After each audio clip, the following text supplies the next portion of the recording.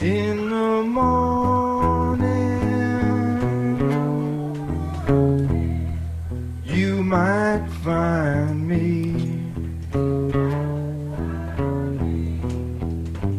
hanging from a high tree, the white line, safari. The most exciting part of playing is the looks. The looks I get back. The people stomping their feet and, singing along. The people who do know my songs, the very few people who know my songs. Well, it's in a hotel in New Jersey. I'm taking Polaroid pictures of you. It's fun to play. It's fun to get and play. When you're going to play a show, I generally feel like, oh, no, why did I book this stupid show? I don't want to play. I don't want to drive there. I don't want to set up. I don't want to do any of this. But then when you get up there and play, it's always a lot of fun. And when you're done, you think, oh, I got to do this again. Loved her and she loved me. That's what made it so wrong. Sort of magical thing that happens, when you get to that point where it's like, okay, we're saying something, I don't even know what it is, but it's great and it's happening and it's there and I can feel it. And Made it to Monticello. Made it to Monticello. Made it to Monticello. We would have made it all the way. Every day's a gift, and every musical gig is a gift. People eat and they breathe. You just do it. You don't ask why. You don't ask people, hey, how do you keep up with that breathing thing? No, you just do it. That's how music is for me, for better or worse. I don't know if I'm any good, but it's what I have to do to live.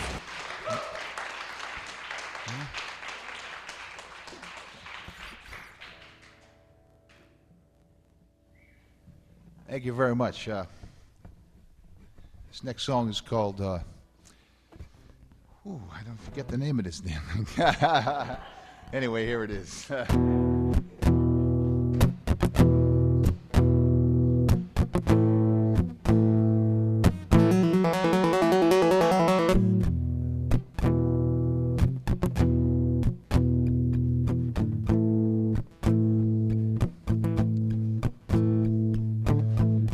I remember coming home late last night and find you all alone. Whoa, no one there, just you. And you look so sad and happy to see me. My love is you. Don't put no numbers on me. Whoa, no numbers on my head. Dying, it is no fun. Would you rather see me dead? Dying, it is no fun. I remember loving you, loving you, loving you, babe. I'm loving you still. I cannot forget you. You want me to run, I can't. You want me to stay, I can't. You want me to go, I can't. Oh, I just keep telling you. Don't put no numbers on me. Whoa, no numbers on my head.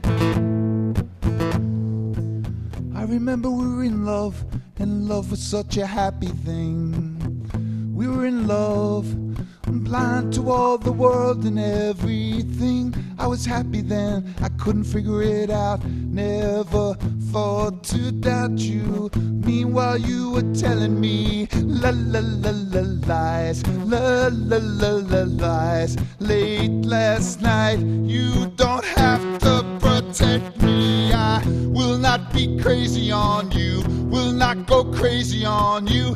No, that would not be right. Now don't keep telling me things I already know already. Now don't keep telling me love has taken everything I own.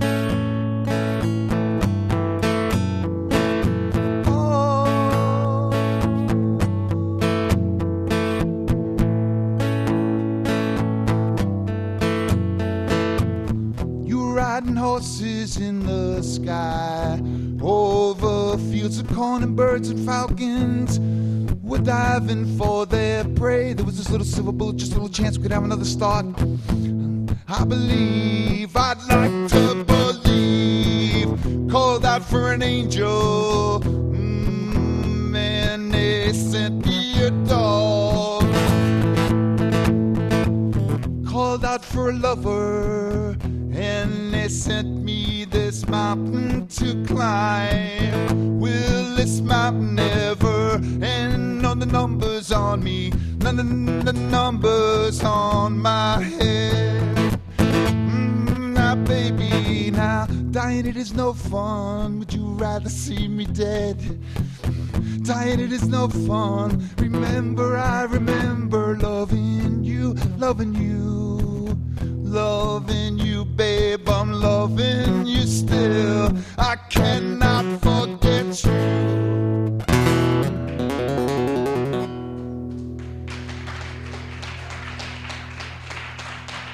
I knew him for 3.5 years during the time that I worked as a bartender at the Broadway Central Cafe. And I like to say I had the privilege of working as a bartender over there because it wasn't just a job, it was such an experience. That was a carnival, you know, for the most part. Thursday night, open mic.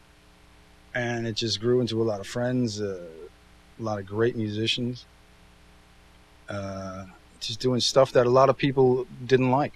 They would walk in, what is this? And walk out, because it wasn't, some things weren't the norm, you know. Well, Jack was kind of like a star, and he would usually arrive late. He was coming from Staten Island. Sometimes the bridges were closed, and he'd really get there even later. But when he walked in the room, people would just say, JackStock's in the house, you know. He wouldn't say a word, you know. He'd just be this guy, he'd be sipping his beer, smiling at everybody. And then he would get up, and he would grab his acoustic guitar, and he'd step in front of the microphone, and it was amazing, you know. Unassuming, though, you know. He didn't get up there, he didn't jump around, he didn't climb the walls, you know. He didn't rip his shirt off his chest. He wasn't that kind of guy. He would just sing his songs. Powerful songs and real songs, like he was the real deal.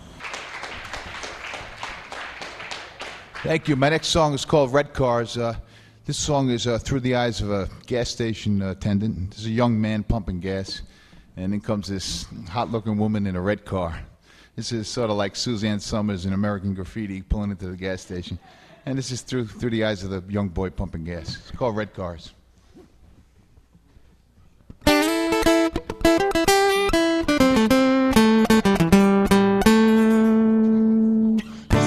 Goes out to the ladies in their red cars. Wolf whistles blow. They're beautiful and they let the world know.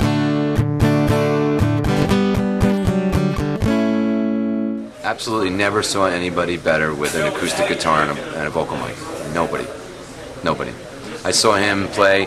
We went and played at an open mic in college down over there in New Brunswick, and it's like 17-year-old kids with fake IDs and 19-year-old kids, and he just blew them all away. All of them. They sat there staring at him, and that's when I knew how good he was. One thing that I remember right away about Jack was that look he had in his eye when he started playing. And that, yeah, right? It's like you can't describe it, but right away, as soon as I didn't even hear his first, the first chord strum, and I saw the look in his eye, and I was like, shit, he's awesome. You know?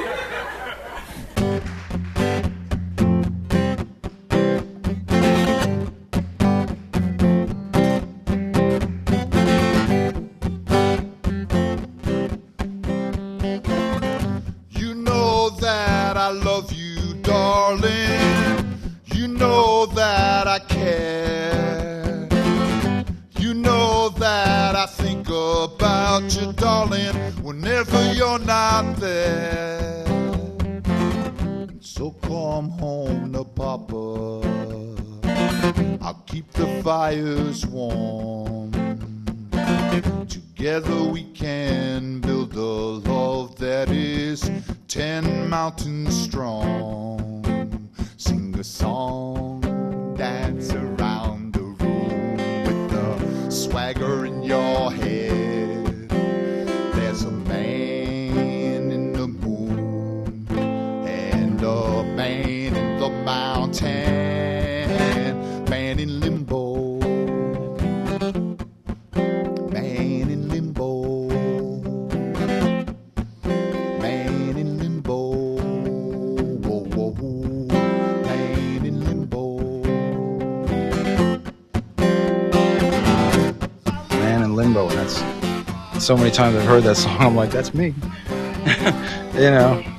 Yeah, that song was written when he was with me, and I said, I don't know if it's got to have meaning with me or just for general, like you don't know which direction you're going. Man in limbo.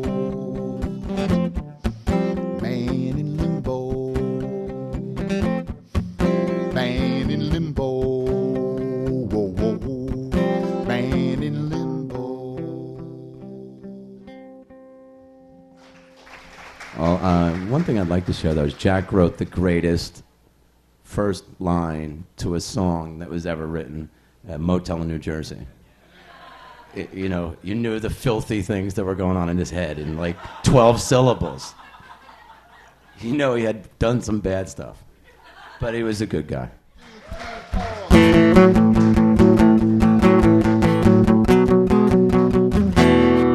Was in a motel in New Jersey, taking Polaroid pictures of you.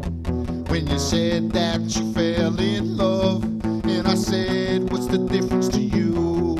Because your daddy got money and power, and he's coming to take you away, hey, hey, hey. And the sheriff says he wants to lock me up, but he's afraid of what the papers might say. Oh boy, oh no, I'm dreaming of you. Your daddy doesn't like me. Oh no, I'm dreaming of you. Your boyfriend wants to fight me. Sheriff says if I don't blow town, he's gonna gun me down, gun me down. Hey! Whoa!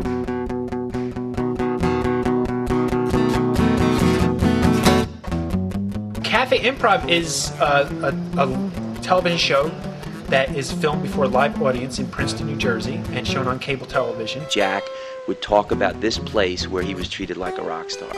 The thing that Jack liked about Cafe Improv, and I do too, is that you have an audience, that they come to listen, everybody's quiet when you're playing.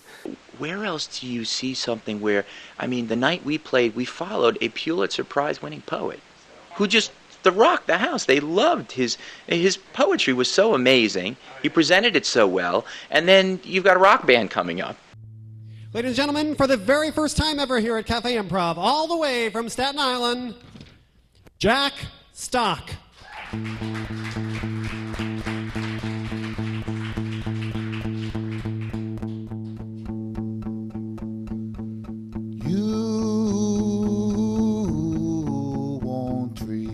My love, won't let it go.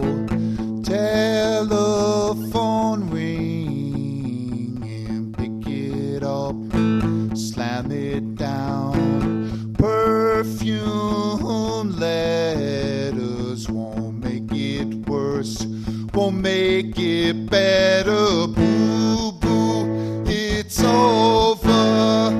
Finish fine now, no comprende español. Oh, boo boo, it's over. Finish fine now, so don't you hang around. Jack's sound was just big, warm, truly American songs. You know, just these little pictures. His songs were basically about self-worth, and they were about his core values, principles. You know, Stood By Did Nothing is a great song. Everybody's felt that at some point. Should've kicked Joey's ass. I shouldn't have let him do drugs. Stood by, watched him die, didn't wanna know that guy. I was supposed to be his friend, some friend.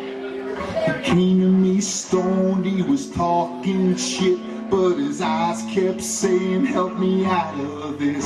Stood by, did nothing, stood by, did nothing, stood by, did nothing, stood by.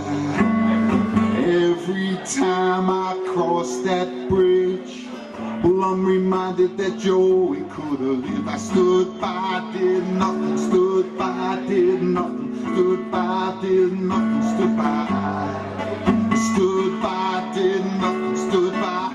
And like, yeah, the first time he did Stood By, Did Nothing, I was crying. First time I heard that song. He sings that song, Stood By, Did Nothing, and it just gives me chills. He just had a way of encapsulating a single feeling into a song, almost innocently. You know, it wasn't like contrived. He was kind of an innocent human being too. He really was. He always gave 100% when he played. He'd always, you know, he can be before the show telling me, "Oh, Keith, this sucks, this sucks, this sucks." Get on stage and he's just wants to give it to you. You know what I mean? This one's called Cowboy.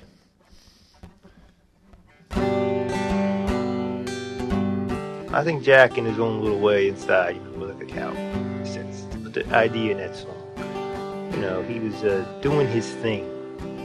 That, you know, to me, that's what that song is about. This cowboy, he is not rich. He's never any money. He wouldn't trade what he's doing because he's doing his thing, and that's like Jack. Jack was doing his thing. To be a cowboy, just sailing in the wind.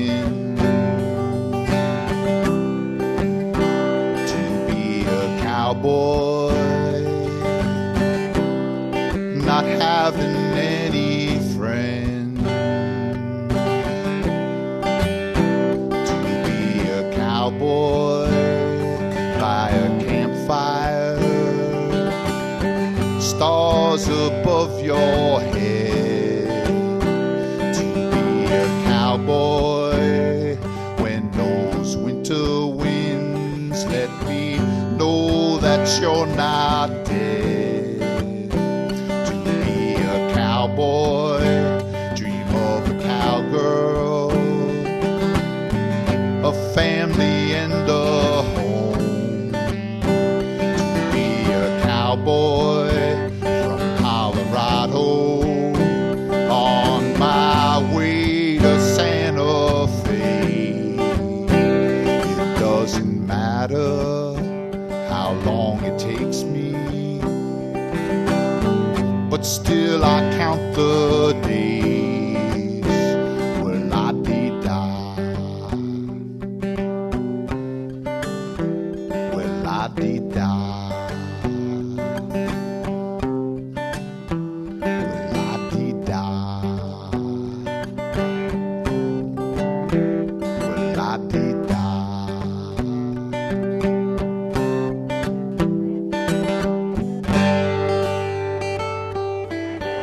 Kind of an enigma. You never really knew what was Jack, you know, whether he was a rough and tumble dock worker, whether he was a chauffeur somewhere, maybe he was a CIA agent. You didn't really know with Jack. There was just that enigma about his past that he just kind of kept quiet and kept mysterious. Maybe a little creep out in his lyrics. To be a cowboy. He used to wear like kind of like nondescript clothing, like a button-up shirt, and then these like baggy pants. And when I looked at his pants, I figured he looked like he was on a work release program. So I spread the rumor around that he was an ex-con. You know, Jack had done time. And then everybody loved him. And he told me 6 years after, he goes, you know, I know what you said. And I said, what? About the ex-con stuff. And I said, well, yeah, it worked. I didn't say it didn't work, but I just want to let you know I heard what you said. He was good with it. Jack was a sweetheart.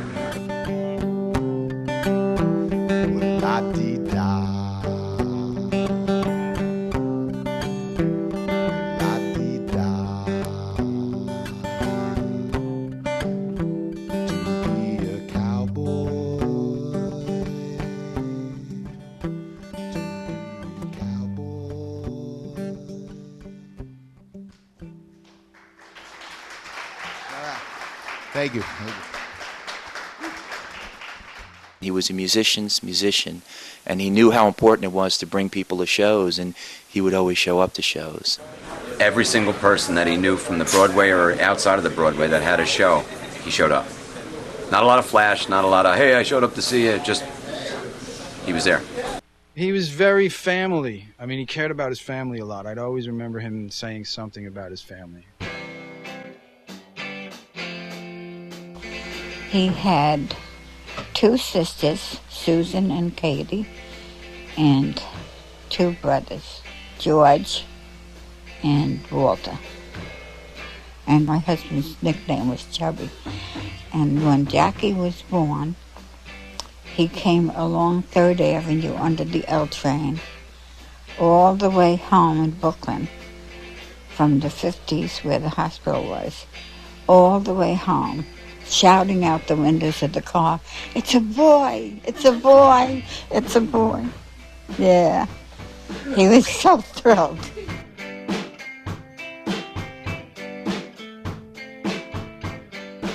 Now, when I had George, Jackie was the baby for 4 years, and he didn't like so much not losing the baby role. And we were brothers, so we fought all the time, me and my brother Jack, you know. But we were brothers and we loved each other. And Jackie played the guitar, and George played the drums and had a band of his own called the Hudson Bay Sound. And we had bands here playing loud music all the time. The walls would shake.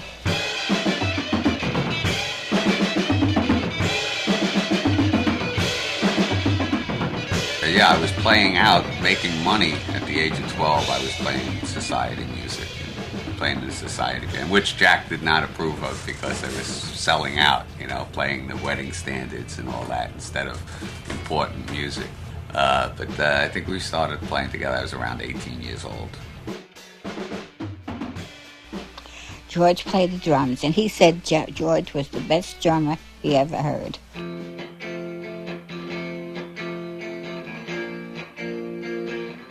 Yeah, the Flicks is when we really, you know, started getting the music. It was on a roll for us. You know, we were playing out constantly, and we had a very good following.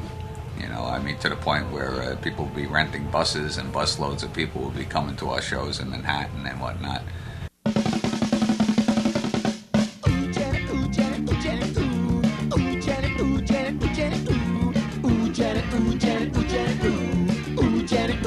What you trying to do to my heart, to my heart? Ooh, Janet, you make me so mad. But your fingers are so long and soon it's out of my hands. Ooh, Janet, ooh, Janet, ooh, Janet, ooh. Ooh, Janet, ooh, Janet, ooh, Janet, ooh. Put your name on my mailbox on the line in red. And when you don't come home for days, I tell the neighbors you're dead. Ooh, Janet, ooh, Janet, ooh, Janet, ooh. Ooh, Janet, what you trying to do to my heart, to my heart, to my heart, to my heart?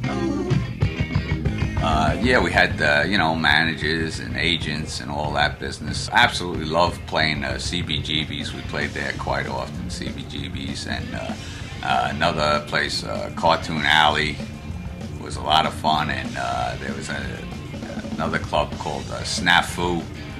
It was a lot of fun. There were so many good memories, and it was just unbelievable. But he always wanted to be rich.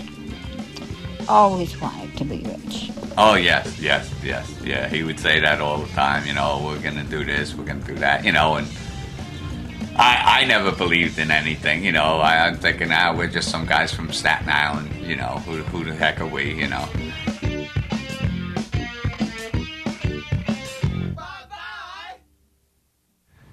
I got tired of it, to me it was just going from one bar room to another, and I used to tell him, you're crazy, what are you doing this for? But, he knew what he loved, and that's what he gravitated towards.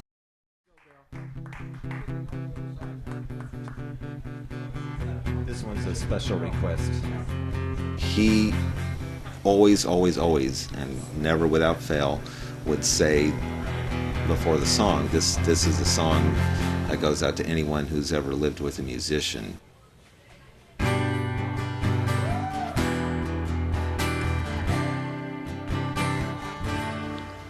Well, his girlfriend, Sue, they were going to get married.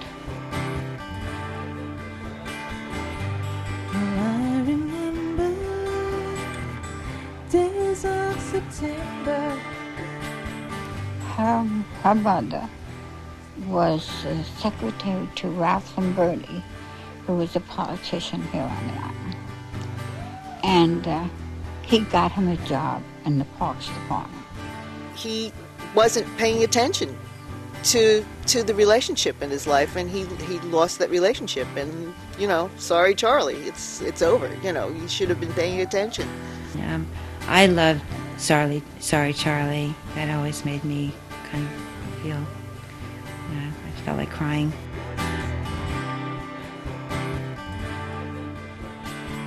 I never really noticed you. I always had too much damn work to do.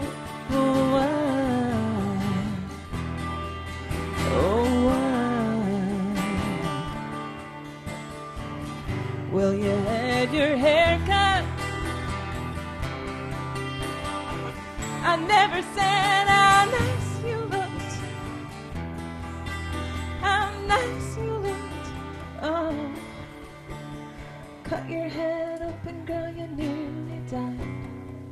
I wasn't there to hear you cry. Talked to you on the phone. You said you're alright, you didn't need me home. So I stayed and played another set for a bunch of fucking drunks who couldn't give two shits. Oh, oh, oh, oh, oh, oh, oh, oh. Well, next day I saw you all stitched up. Your spirit was broke, girl, you weren't that tough. Oh, oh, oh, oh, oh, oh, oh, oh. Still strumming these same 6 strings for all the love I hope it brings. Kick these strings and they take me home. Kick these strings and they take me home to you.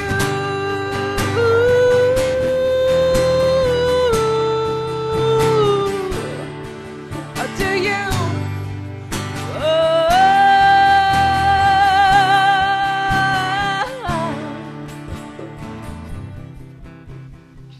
And he went to the gig at CBGB's, and that just made things worse and worse.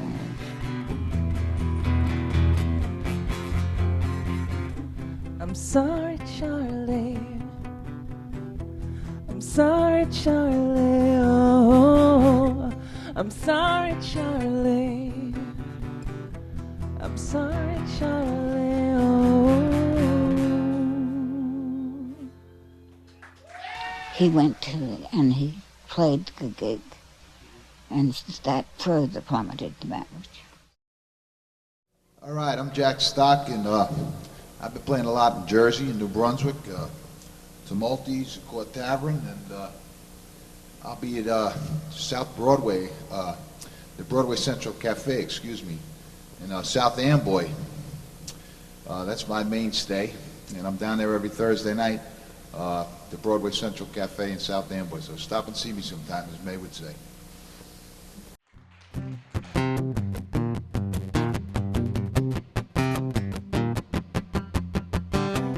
He was all with his music. His music was the most important thing in his life. He knew he had a gift, and he said that he was belonged to the world, and he has to play the gift that it was given to him and for everyone. It was like a spiritual, religious thing for him, music, you know. My heart, she's on fire. My heart, she's on fire. I'd love to take you out and all around the world, show you many funny faces and places all around the globe. 'Cause my heart, she's on fire. My heart, she's on fire. Jack and I have been dating for 13 years. And he said, Mom, I love being with Kathy. He said, she's always happy. He liked to travel. We went to Bahamas. Yeah, we went on a cruise to Bermuda, and Jackie proposed to Kathy on the top deck. There. His music was everything to him. He would have the guitar on the sofa and play all the time. It was like every day. I mean, that's all he talked about. You know, that there was nothing else. There were times I wished that he would talk about something else other than the music or the songs or the next gig. And sometimes, you know, I said, come on, let's do something. He says, you know, he's always with the guitar.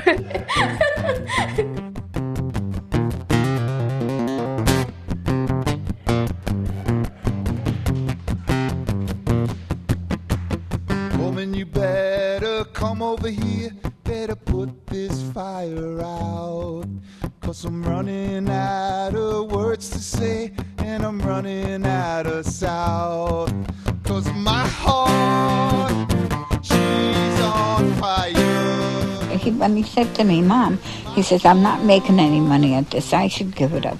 There's millions of great musicians out there, and they don't make it. He said, Oh yeah, I know it hurt him. You know, he always wanted to be able to focus completely on the music. He wanted to be the primary and only thing, you know.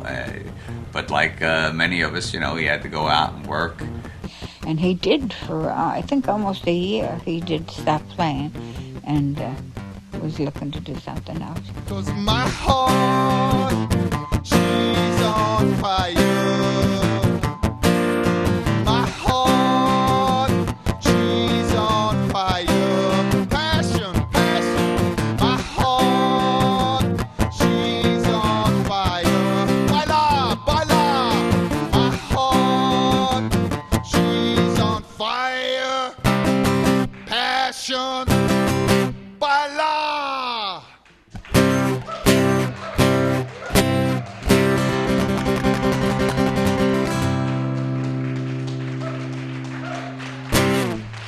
But then in later years, he said to me, Mom, he said, it takes so much money to make it.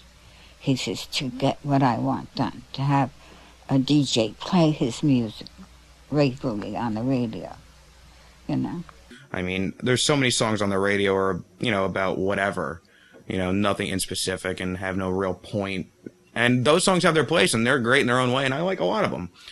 But I like more and can identify more with the songs that are life experiences, you know, the bad breakups, the driving home drunk, you know, the crazy things in life, you know, the things that kind of make you sit down and go, wow, you know, someone else feels this.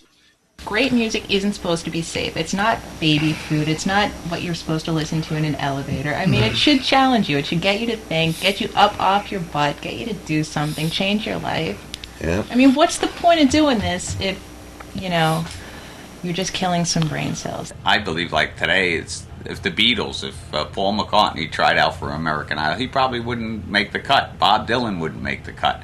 all these other people would never make the cut, but they had something, and I don't think they even had control over it. If you start playing music to be rich and famous, you're probably going to be disappointed because it doesn't happen to a lot of people. So you have to change the terms. You have to. If you become rich and famous, hey, that's great. If someone walked into the bar tonight where I'm playing and said, "Look, you're it. I'm going to give you a $10,000 advance. We're going to go record a CD." I'm going to be very happy, but that's not how I'm judging success. It's whether I'm doing what I want to do, whether I'm writing a great song or not.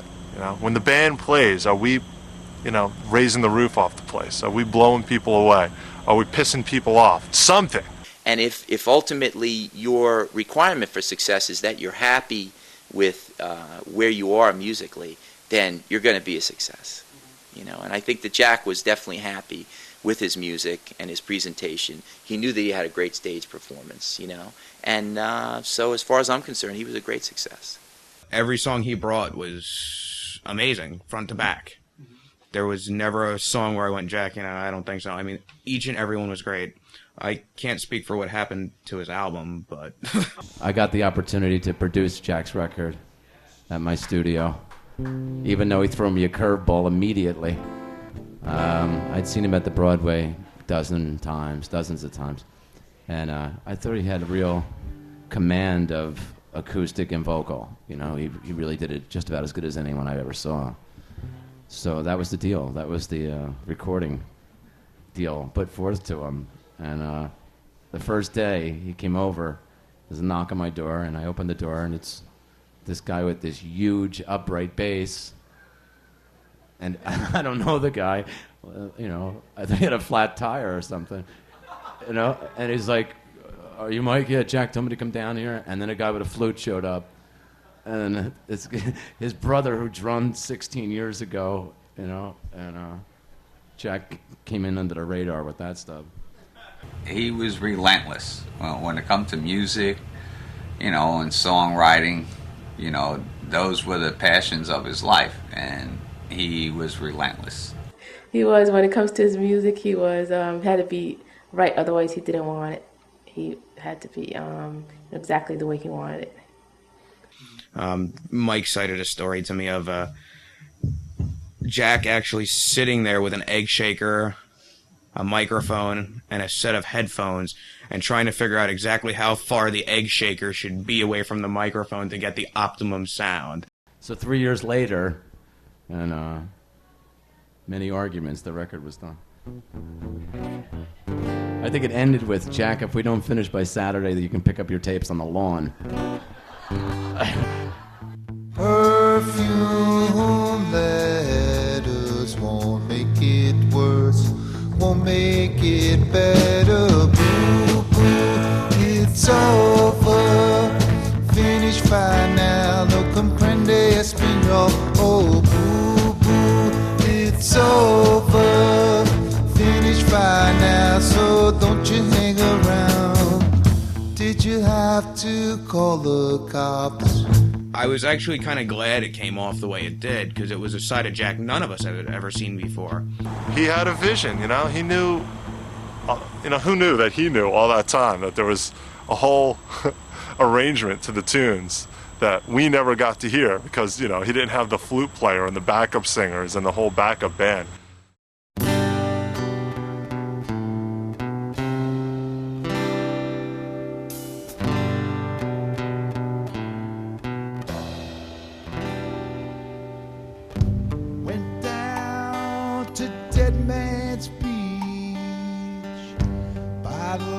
Of the moon, I loved her, yes, she loved me. That's what made it so wrong. With Jack's video, he asked me just to hang out and help out. I said, yeah, and he did things this way. And I was like, Jack, you could, may get more time doing it this way or something. He didn't want to hear it, and I think I always apologized to him about that because I felt like I was a real dick, you know, like, Jack, let's try it like this, do it like this. Jack, what are you doing? He had to do it his way, you know what I mean? Which is fine.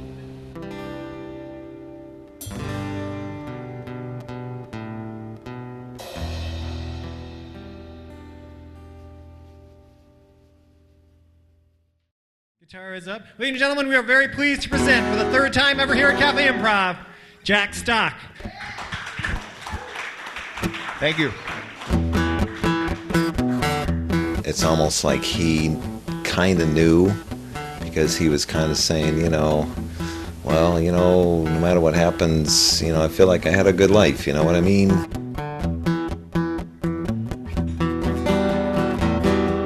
I had a triple bypass back in 2002, and I really I feel bad sometimes because Jack would ask me, so what symptoms did you have? What did you feel? What was it like? And I would describe it to him, and there would be a look in his face like, oh, fuck. And I'm like, Jack, if you're feeling any of that, get it taken care of. Get it taken care of. When I first met him, he seemed okay. He's a big guy, you know, and he smoked a lot. The day that Jack was in the hospital, I had sent an email to all the friends and musicians, and because I wasn't sure if everybody knew that he was having the procedure done that day. And people had emailed me back, and I had collected like a list of a whole page of emails from people that I was bringing with me to show Jack, you know, just well-wishers. And I had a card, and I was thinking about getting one of those helium balloons, and I always remembered I didn't get one, and I felt a little bad. I thought he would have enjoyed it, but when I found out that what had happened when I was in the hospital, I remember just thinking, I'm so glad I'm not standing here with a stupid balloon. I mean, I was so sure this was quick and easy for him to get done. And I couldn't believe it when I got the call from Hillary. I was coming home from work in New York and downstairs in Penn Station about to get on the train, and then I just, you know, it didn't like bowl me over like I fell down and fainted, but it just like I was pissed because I just knew. I know what's involved enough about that operation to know it's like he can't screw that up, and they totally screwed it up. I couldn't totally believe it. I wouldn't let myself believe it, but I really couldn't. I mean, the doctors just told me. They couldn't tell me. They just said he's not here, contact the family. And so I kind of knew something wasn't right. But it took me, and then I went to his house. I went to find Kathy, and she wasn't there. And until I actually found her, it took like 24 hours or something, another day and a half or so. I wouldn't let myself totally believe that he was really gone. You know, I just kept thinking that something mixed up. He knew he was getting chest pains, and he went to hospital through the ambulance, and they said he had a heart attack, and he didn't think he had a heart attack, but he did, and he went to get for a stent, and then he had a choice of a bypass, but he didn't want to take the bypass, so he went for a stent, and then he passed away. You know, he had a cardiac arrest during surgery. I got freedom to move out along that highway. I got the key to the city. All you girls are pretty to me. I got freedom to move out along that highway.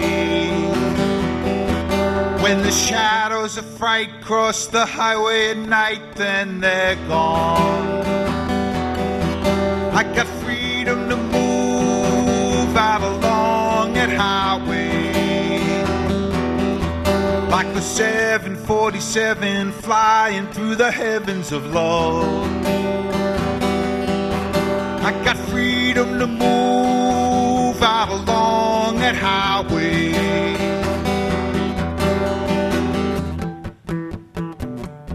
I'm surprised he was able to play.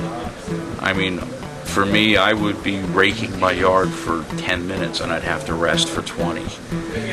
And it was just such a heavy pain. And I don't know how he managed to get through songs, because I know he was feeling that. And he just drove himself. I imagine he had several small heart attacks before the operation. I mean, his illness apparently went undiagnosed for some years, and yet there were diagnoses that were the most ludicrous thing, you know, like, oh, it's arthritis, or I forget what other stupid thing. You know, but here's a guy that's having like pain in his chest. He gets winded really fast. He can't carry like a guitar and an amp for more than, 20 feet or 50 feet at a time. I have to stop for a second. And something in the night keeps my blood moving. Circle around my eyes, leering for transfusion. Something in the night keeps my blood moving. Circle around my eyes, leering for transfusion. Whoa, whoa. Whoa, whoa.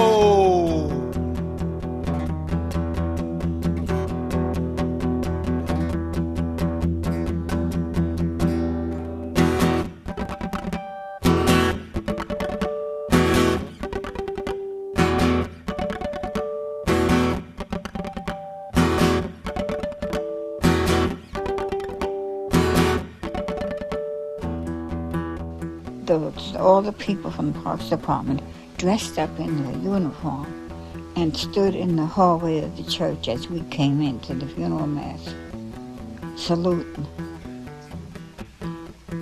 But everyone that ever worked with him came to his wake to say how good he was to them and how they cared about him.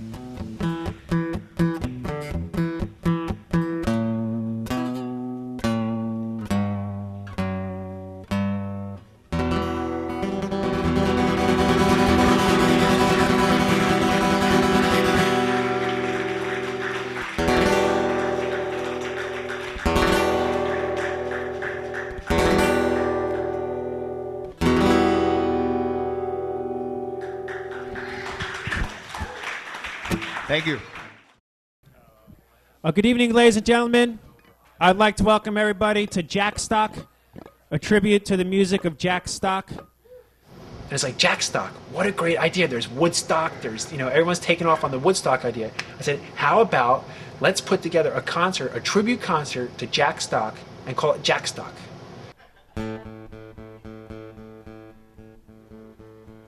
You won't release my love, let it go. Telephone ring, pick it up, slam it down. Perfume letters won't make it worse, won't make it better. Boo, boo, it's over. Finish fine now, no comprende español. Boo, boo, it's over. Finish fine now, so don't you hang around. Did you have to call the cops? Change the locks, love never stops. Now I'll be searching for a new set of duds to take me to the top. Boo boo, it's over. Finish fine now, no comprende español. Boo boo, it's over. Finish fine now, so don't you hang around.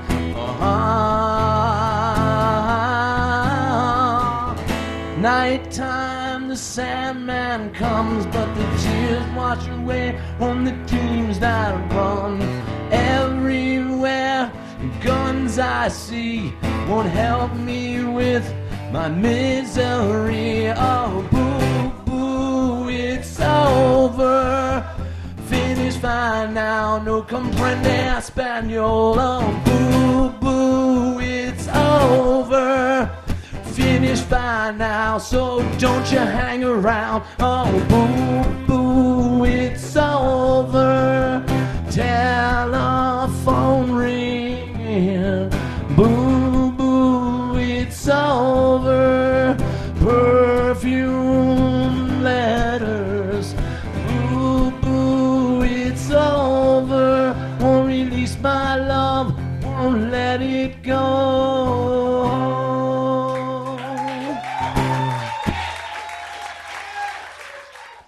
Success is gratitude, and gratitude is success.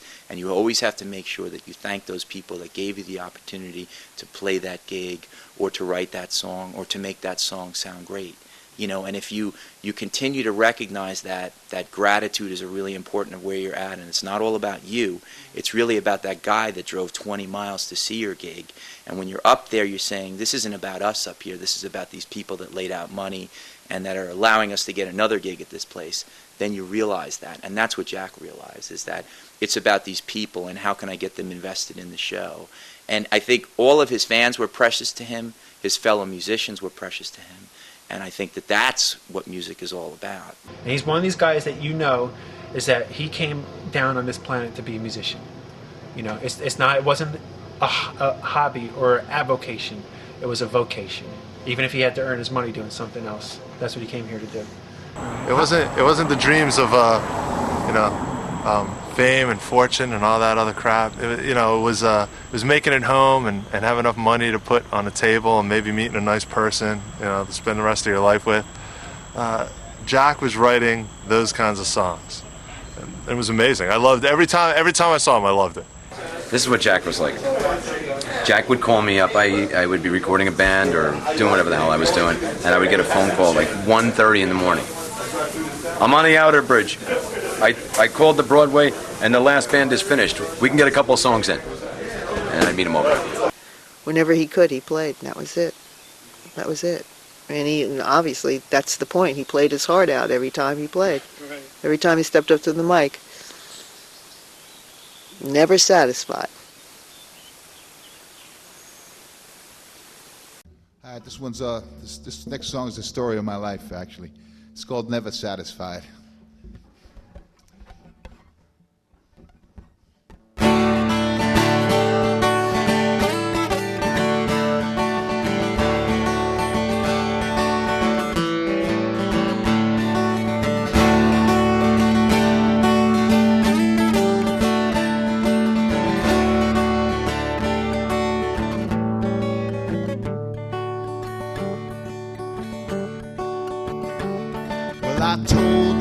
I told you the truth, but I lied, 'cause I'm never satisfied, girl, I'm never satisfied. And if I paint you a portrait, I forget to sign, but you know it is mine, girl, you know it is mine. The way I see it, the way it's written on the wall, the way I see it, love rules us all. The way I see it, the way it's written on the wall, the way I see it, where love rules us all.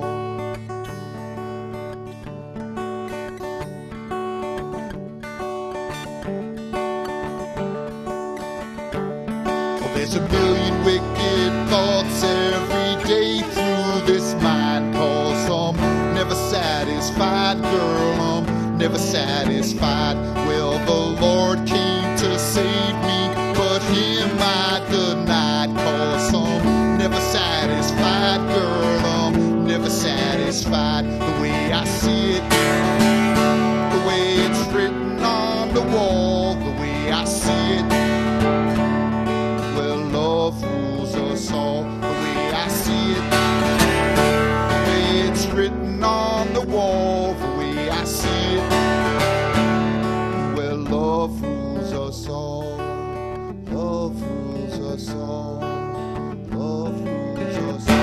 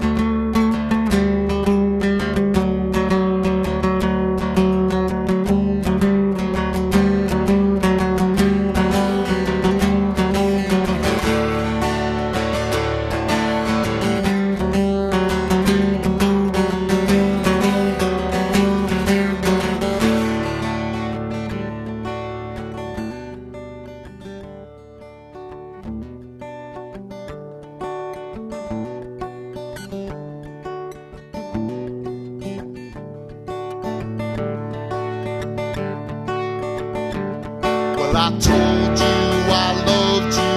You know that I lied, 'cause I'm never satisfied, girl. I'm never satisfied. And you know that I'll be this way till the day I die, 'cause I'm never satisfied, girl. I'm never satisfied. The way I see it, the way it's written on the wall, the way I see it, where love rules us all. The way I see it, the way it's written on the wall, the way I see it, where love rules us all.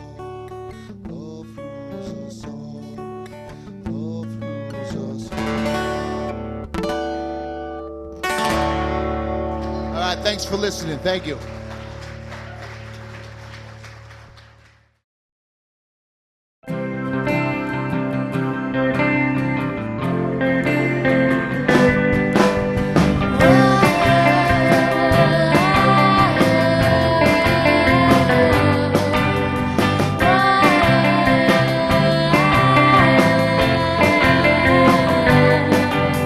Standing on the corner, New York City blues.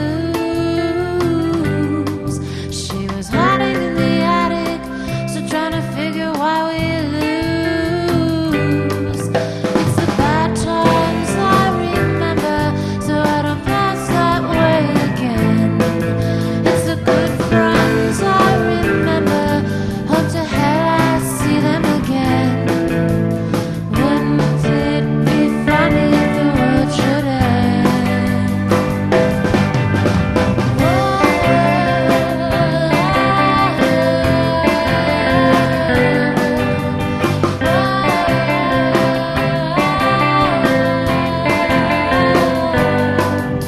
Some people save their money, buy a big old house.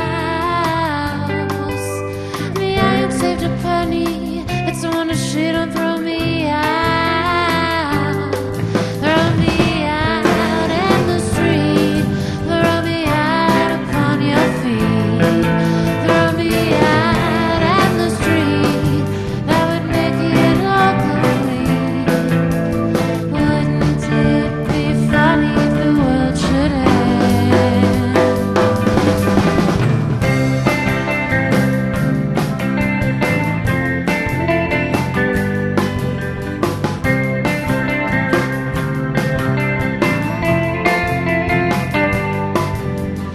Lord have mercy on me and my friends. They all moved to California. I got the New York City blues again. It's the good times I remember, with few and far between. And the thing that keeps me going is that I had a Baptist dream that the world will